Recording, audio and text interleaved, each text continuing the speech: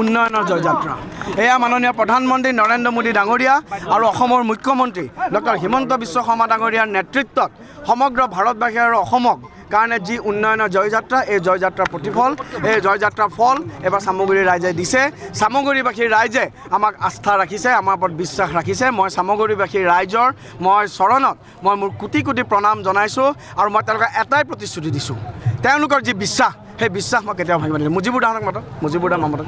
মুজিবুৰ দা হৈ পেলাই আহক মামু মুজিবুৰ দা আবু আহক ভোট ফকৰ ভাই সংখ্যালঘুৰ ভোটৰ পৰিমাণটো দেখিবলৈ যথেষ্ট বৃদ্ধি পাইছে মামু গ'লে গ'ল মামু সেই সম্পৰ্কত কি ক'ব সংখ্যালঘু অঞ্চল যি বিজেপি চাওক আমি এটা কথাই মই পুনৰাই কওঁ আমি যেতিয়া ৰাজনীতি কৰোঁ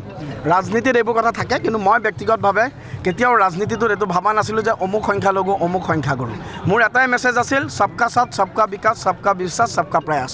এই মেছেজ লৈ পেলাই আমি গৈছিলোঁ মই কৈছিলোঁ বিজেপিৰ স্পষ্ট নীতি justice to all appeasement to none আমি এই কথা লৈ পেলাই আমি সকলো মাজত গৈছিলোঁ আজি সংখ্যালঘু যুৱ প্ৰজন্ম যেনেদৰে আমাৰ লগত ওলাই আহিছে মহিলাসকল ওলাই আহিছে তেওঁলোকৰ যিটো নেশ্যনেলিষ্ট ভিউজ সেই নেশ্যনেলিষ্ট ভিউজৰ যিটো আজি আমি তেওঁলোকক লগত সংপৃক্ত কৰিবলৈ সক্ষম হৈছোঁ মই আজি ভাবিছোঁ যে আমাৰ কাৰণেতো এটা ডাঙৰ সফলতা মই পুনৰাই মই প্ৰধানমন্ত্ৰী নৰেন্দ্ৰ মোদী ডাঙৰীয়া আমাৰ ৰাষ্ট্ৰীয় সভাপতি নাড্ডা ডাঙৰীয়া মাননীয় গৃহমন্ত্ৰী অমিত শ্বাহ ডাঙৰীয়া আমাৰ সকলো অতি শ্ৰদ্ধাৰ আমাৰ মাৰ্গদৰ্শক মাননীয় মুখ্যমন্ত্ৰী ডক্টৰ হিমন্ত বিশ্ব শৰ্মা ডাঙৰীয়া মই সৰ্বানন্দ সোণোৱাল ডাঙৰীয়া আমাৰ ৰাজ্যিক সভাপতি ভৱেশ কলিতা ডাঙৰীয়াকে ধৰি পেলাই মাননীয় জিতু গোস্বামী ডাঙৰীয়া মাননীয় আমাৰ কেইবাগৰাকীও আছিল সুৰেশ বৰা ডাঙৰীয়া আছিল আমাৰ মুজিবুৰ ৰহমান ডাঙৰীয়া ফখৰুদ্দিন আহমেদ ডাঙৰীয়া পাৰ্থপ্ৰতিম হাজৰিকা ডাঙৰীয়া আবু বকৰ ছিদ্দিক ডাঙৰীয়াকে ধৰি পেলাই মই নাম আচলতে কেইজনমানহে নাম কৈছোঁ কিন্তু চামগুৰিৰ প্ৰায় 2-3 হাজাৰ ব্যক্তিয়ে নিজেই দীপুৰঞ্জন শৰ্মা হিচাপে এবাৰ নিৰ্বাচন খেলিছিল মহিলাসকল ওলাই আছিল আৰু মই এটা কথা স্পষ্ট কথা যিটো সময়ত কংগ্ৰেছে সাম্প্ৰদায়িক ৰাজনীতি কৰিছিল আপোনালোকে দেখিছিল যে ৰকিবুল হুছেইন ডাঙৰীয়াৰ মই আজি ক'ব বিচৰা নাই কিন্তু এখন বেলেগ মুখ এবাৰ আপোনালোকে চামগুৰি ইলেকশ্যনৰ সময়ত দেখা পাইছিল এক ভয়ানকভাৱে তেখেতে কেনেকুৱা কমিউনেল পলিটিক্স কৰিব চাইছিল কিন্তু তাৰ বিপৰীতে মই উন্নয়নৰ ৰাজনীতি কৰিছিলোঁ মই শিক্ষাৰ কথা কৈছিলোঁ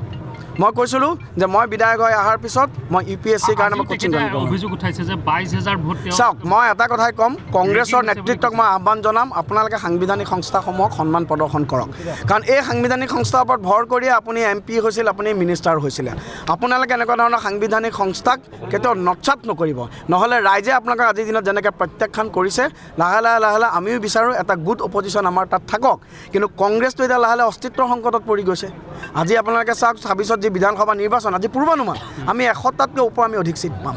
আমি 100টাতকৈ ওপৰ অধিক সিট পাম তেওঁলোকে বিজেপি জিকিলে AJP জিকিলে ৰিগিং কিন্তু তেওঁলোক জিকিলে সেয়া সৎ ৰাজনীতি এনেকুৱা ধৰণৰ ৰাজনীতি ৰাইজে প্ৰত্যাখ্যান কৰিছে এনেকুৱা ধৰণৰ ৰাজনীতি ৰাইজে নৎসাত কৰিছে তাৰ বিপৰীতে ভাৰতীয় জনতা পাৰ্টিৰ যি উন্নয়নৰ ৰাজনীতি ভাৰতীয় জনতা পাৰ্টিৰ যি পজিটিভ সেকুলাৰিজম ভাৰতীয় জনতা পাৰ্টিৰ যি সৰ্বাত্মক বিকাশৰ ৰাজনীতি এই সৰ্বাত্মক বিকাশৰ ৰাজনীতিক ৰাইজে আদৰি লৈছে ৰাইজে আশীৰ্বাদ দিছে আৰু মই আপোনালোকে এটা কথা কওঁ আজি যে মই জিকিছোঁ কংগ্ৰেছৰ মেক্সিমাম মানুহ তাত সন্তুষ্টি পাইছে মই আপোনালোকে এইটো কথা কৈ দিছোঁ লগতে আপুনি কৈছিলে যে এবাৰ মেথছ নহয় সমীকৰণ হ'ব মই বাৰম্বাৰ কৈছিলোঁ chemistry it is a chemistry এইটো আজিৰ দিনত মেথমেটিক্স আপোনাৰ আমাৰ ইয়াত চবেই মেথমেটিক্স কৰি আছিল যে ইয়াত হিন্দু ভোট ইমান আছে ইয়াত মুছলমান ভোট ইমান আছে আমি কৈছিলোঁ ইয়াত এইবোৰ কোনো কথা নাই এইটো কেমেষ্ট্ৰি ইয়াত উন্নয়নৰ কেমেষ্ট্ৰি ইয়াত মোদীজীৰ কেমেষ্ট্ৰি চলিব ইয়াত ডক্টৰ হিমন্ত বিশ্ব শৰ্মা ডাঙৰীয়া কেমেষ্ট্ৰি চলিব উন্নয়নৰ ৰাজনীতি আজি যেতিয়া আমি অৰুণোদয় দিছোঁ আমি হিন্দু মুছলমান চাই দিছোঁ নেকি আমি যেতিয়া নিযুত মইনা দিছোঁ আমি হিন্দু মুছলমান চাই দিছোঁ নেকি আজি যেতিয়া আমি আঁচনিসমূহ দিছোঁ আমি কংগ্ৰেছে দিছিল কল্পতৰু